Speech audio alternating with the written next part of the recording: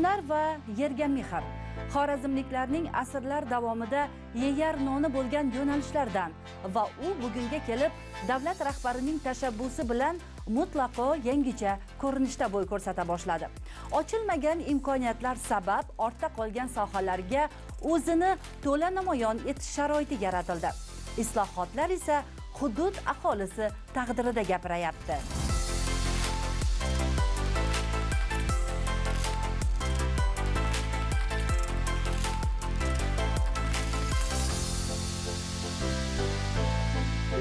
Turkiyada xuddi Xonqa qal'asidagi Inigul degan tumanda yashayman. Turkiya mebel eksportining 50% aynan ushbu tuman hissasiga to'g'ri keladi. Turkiyaning yillik mebel eksporti 4,5 milliard dollar. Buning 2,5-2,2 milliard dollari birgina Inigulga tegishli. Demak, Xonqaning ham Iniguldek bo'lish imkoniyati bor, chunki davlatingiz rahbarining o'zlari bu sohaga alohida e'tibor qaratganlar.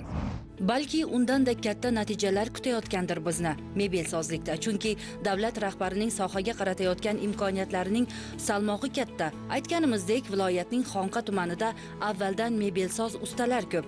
Hozirgi kunda bu yo'nalishda 140 dan ziyod tadbirkor, 500 dan ortiq xonadonda kichik ustaxonalar bor. Shu paytgacha ularning ko'pchiligi tor va noqulay sharoitlarda ishlagan. Yangi islohotlar sabab xonqalik mebelsozlar uchun hududning o'zidan 10 gektar yer ajratildi va bu yerda mebel mahsulotlarini klaster usulida ishlab chiqarish, ko'rgazma va savdo obyektlarini o'z ichiga olgan kichik sanoat zonasi barpo etildi.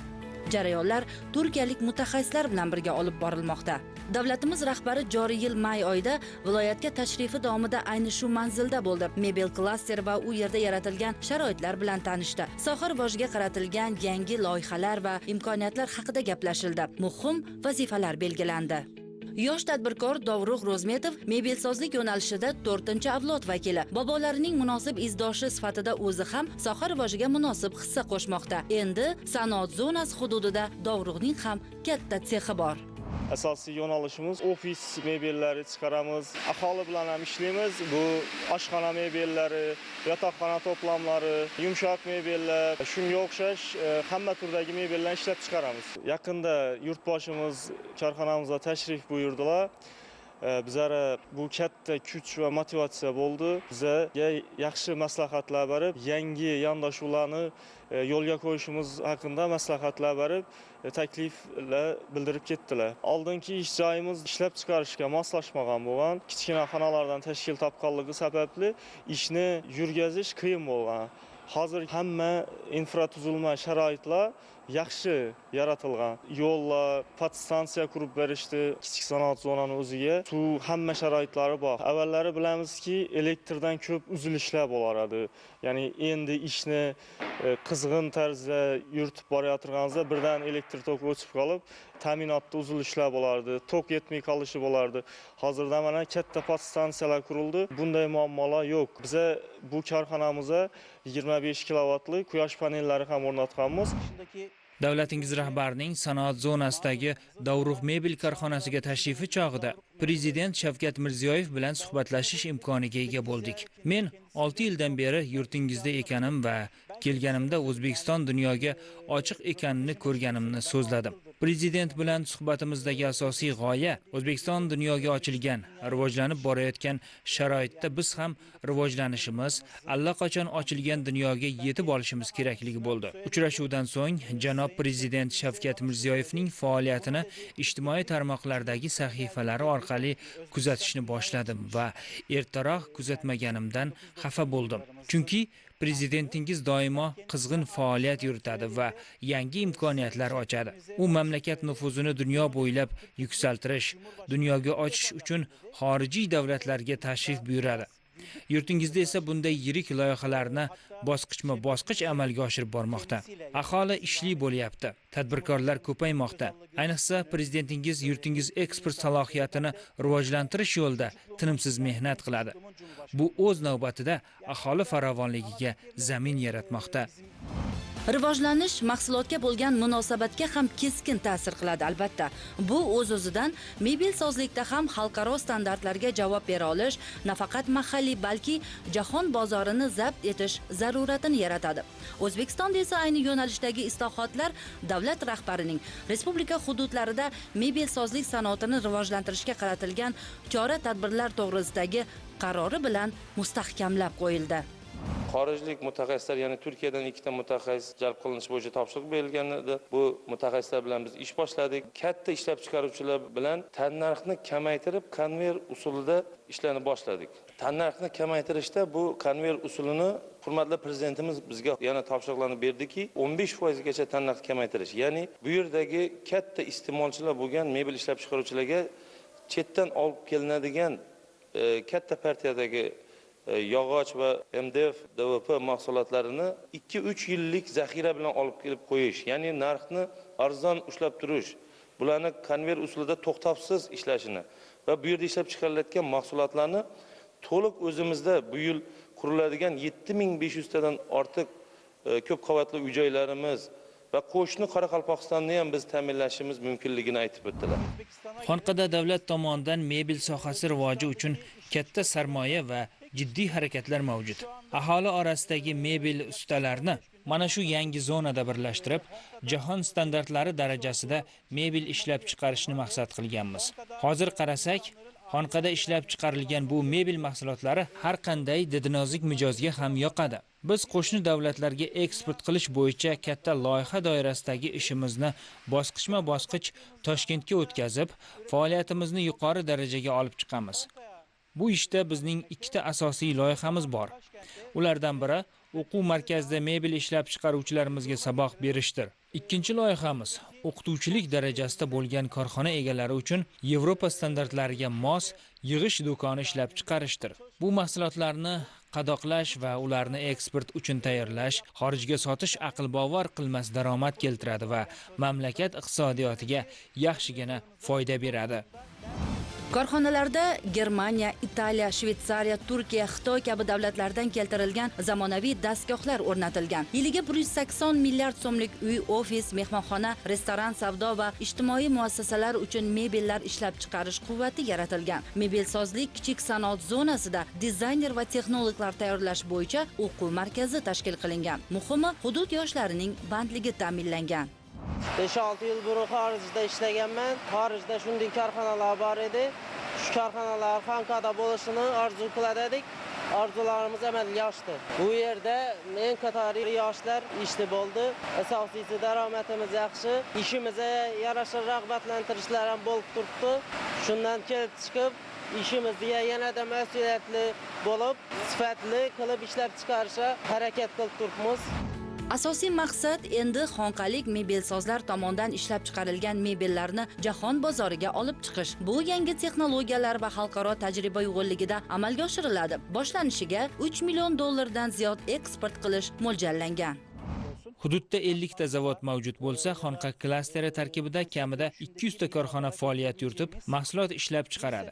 Agar ularning faoliyatini vaqt o'tishi bilan qadoqlangan konverterlar ishlab chiqarishga o'tkazsak, bir so'z bilan aytsam, biz bu mamlakatda Xonqa mebellari deb nomlangan haqiqatni yaratgan bo'lamiz. Biz turgan birgina ushbu korxonada atigi 4 ta mashina bilan butun dunyo bo'ylab eksport qila oladigan mebel ishlab chiqarishimiz mumkin. Bu borada hech qanday muammo yo'q, na dizayn na materialda.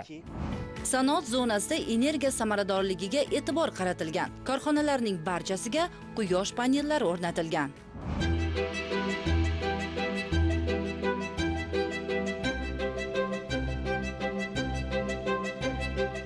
Tecrübem aytadigan bo'lsam, Tamarkada 20 yil oladigan bo'lsa, bu yerga kelim ham 20 yil oldu.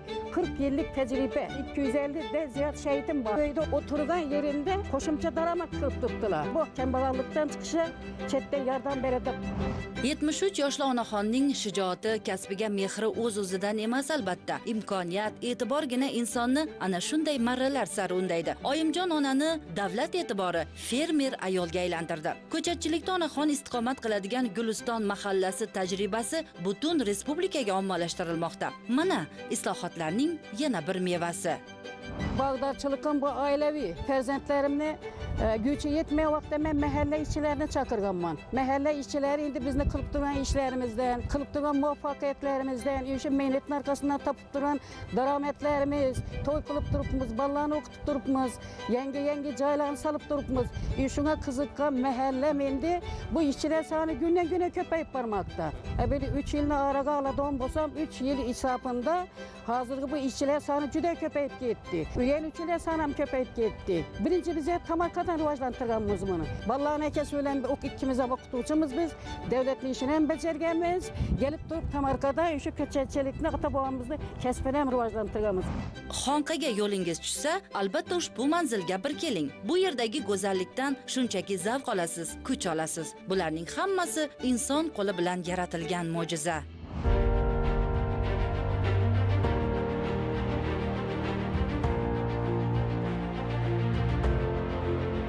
Qishloq joylarida har bir xonadon hovlisining tomorqasida bir bo'lak bo'lsa ham yer bor. Kimdir u yerga gul ekadi, kimdir sabzavot, yana kimdir parranda boqadi. Ana shu kichik yer aslida katta imkoniyat, daromad. Yurtimizda tomorqachilikka e'tibor qaratilayotgani, islohotlarning keng quloch yoyayotgani ham bejiz emas. Mehnat qilgan odamga davlat ham ko'maklashayapti. Ish boshlashidan tortib, urug'lik, suv ta'minotigacha hammasi e'tiborda.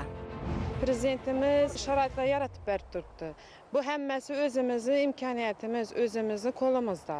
O'zimiz ish ozgina yerdan ham unumli foydalansa bo'ladi. Uyda o'tirsangiz ham ozgina tamarkadan ham yaxshi bilan foydalansangiz, shu gulchilikda masalan, ozgina yerda 3000 gul ekib, shundan yaxshi daromad topsam bo'ladi. Masalan, meni o'zim kichkina yerimdan ham yaxshi foydalanib, sotkina qarasak 30 sotik, 25 sotik joyadi.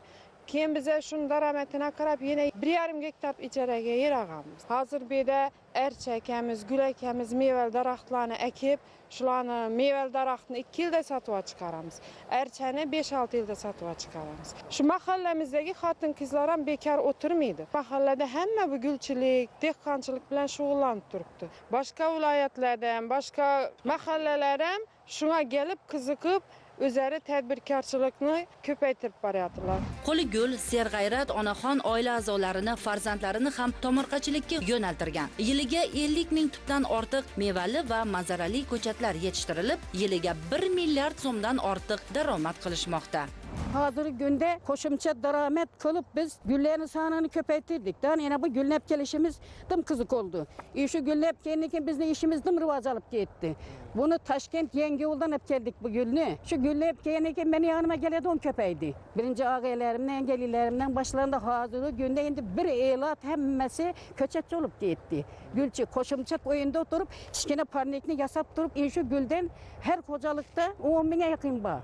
Ben özüm 20 ming, 30 ming yetiştiradigan bo'lsam, yerime sigarını ekemen, kalganını şu mahalleye şehitlere tayyor köçetini beremen. Şehitlerim hazır günde şu 2 yıl, 3 yılın içinde men bilen dengleşiyatiralı bola. Hareket juda küçeyip gitti. Daromad ötüp gitti hemmesi.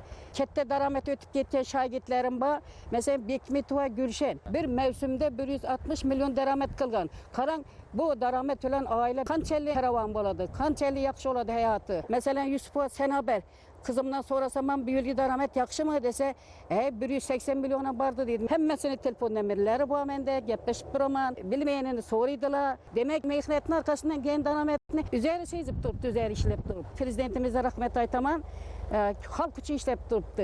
Belçe çıkargan kararları, belçe çıkarıp durgan imkaniyetler hemmesi halk için.